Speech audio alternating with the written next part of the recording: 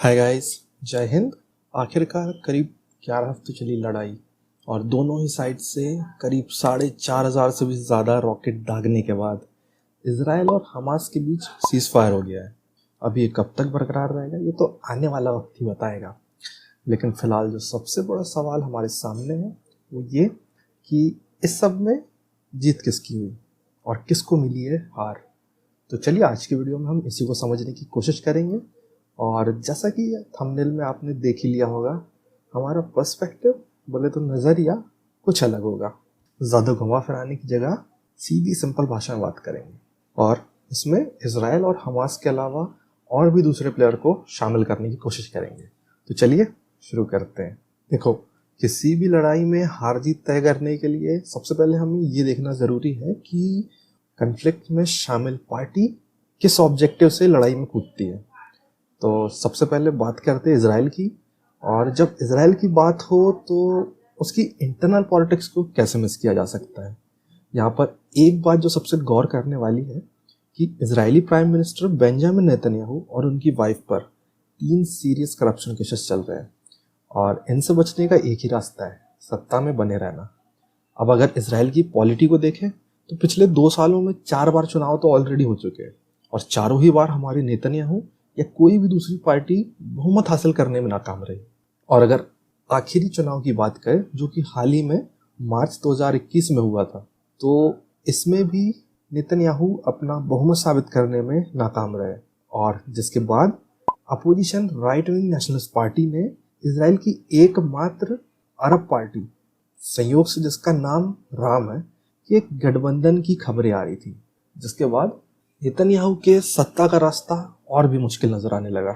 और जिस दौरान ये कन्फ्लिक्ट शुरू हुए, इसराइल में सारी पार्टियों को बहुमत साबित करने के लिए 28 दिनों की मोहलत मिली हुई थी। अब संभावना है कि इसराइल जब 5वीं बार चुनावों में जाएगा तो समीकरण कुछ बदले हुए होंगे। अभी अगर बात इसराइल पर ही ख़त्म कर दी जाए तो ये बड़ी नाइंसाफ़ी होगी। दरअसल पैलेस्टाइन की इंटरनल सिचुएशन तो और भी ज़्यादा इंटरेस्टिंग है, जिसे समझने के लिए सबसे पहले हमें पैलेस्टाइन के ज्योग्राफिकल और पॉलिटिकल स्ट्रक्चर को समझना ज़रूरी है। देखो, असल में पैलेस्टाइन ज्योग्राफिकली 2 हिस्सों में बटा हुआ है।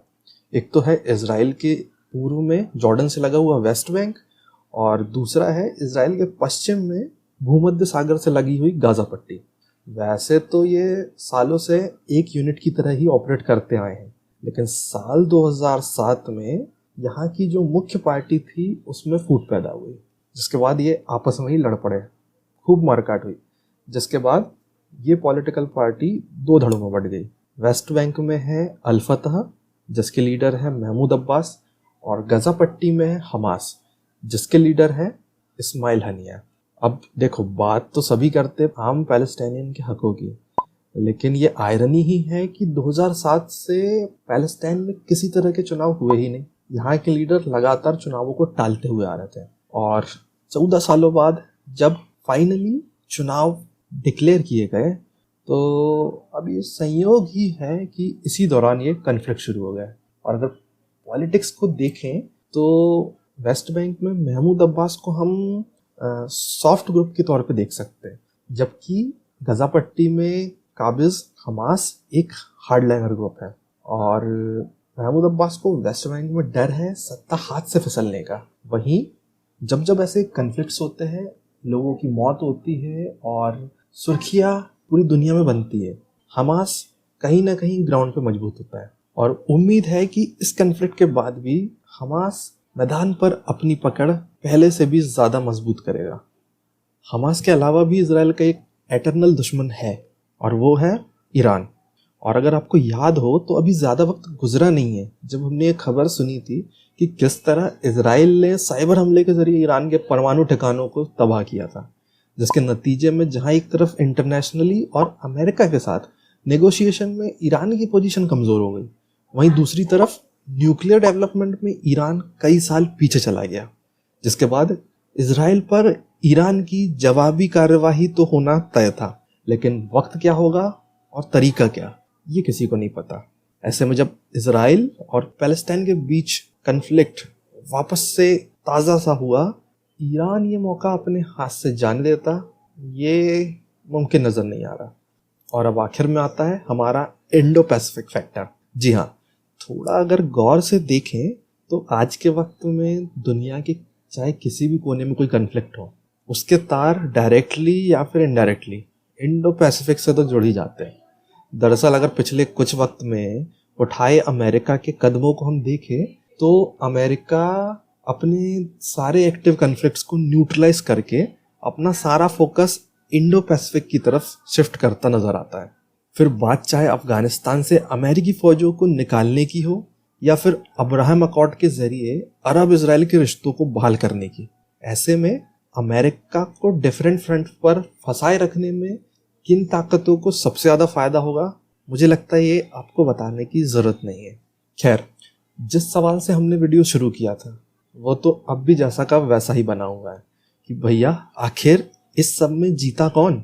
तो देखो यार, जितने पॉइंट्स ऑफ व्यू से हमने देखा उसके बाद तो यही लगता है कि अब अगर इजराइल 5वीं बार चुनावों में जाता है तो नेतन्याहू पहले से ज़्यादा ताकतवर होके वापस आएंगे। वहीं पैलेस्टाइन की बात करें तो हमास वेस्ट बैंक में भी ग्राउंड पे ज़्यादा ताकतवर होता हुआ नज़र आ रहा है। ईरान का मोटिव भी काफ़ी हद तक पूरा हो गया, जहाँ कन्फ्लिक्ट्स के पहले चाहे बात अब्राहम अकॉर्ड की हो या यूएई से रिलेशंस की, इजराइल जहाँ फ्रंट फुट पे खेल रहा था, कहीं ना कहीं जो भी नए इंटरनेशनल नैरेटिव्स बने, इजराइल फिलहाल कुछ बैकफुट पे नज़र आ रहा है। और आखिर में इंडो पैसिफिक तो अमेरिका के सारे फ्रंट्स को बंद करने की कोशिश फिलहाल के लिए तो सक्सेसफुल होती नज़र नहीं आ रही है। तो जाहिर है कन्फ्लिक्ट्स में शामिल हर पार्टी ने इससे कुछ ना कुछ तो हासिल ही किया है, और इस सब में जिन लोगों की मौतें हुई तो मरने वाले तो मर गए। सो हार किसकी हुई ये समझने का काम मैं आप सब पर ही छोड़ता हूँ। आज के लिए इतना ही। Thanks for watching.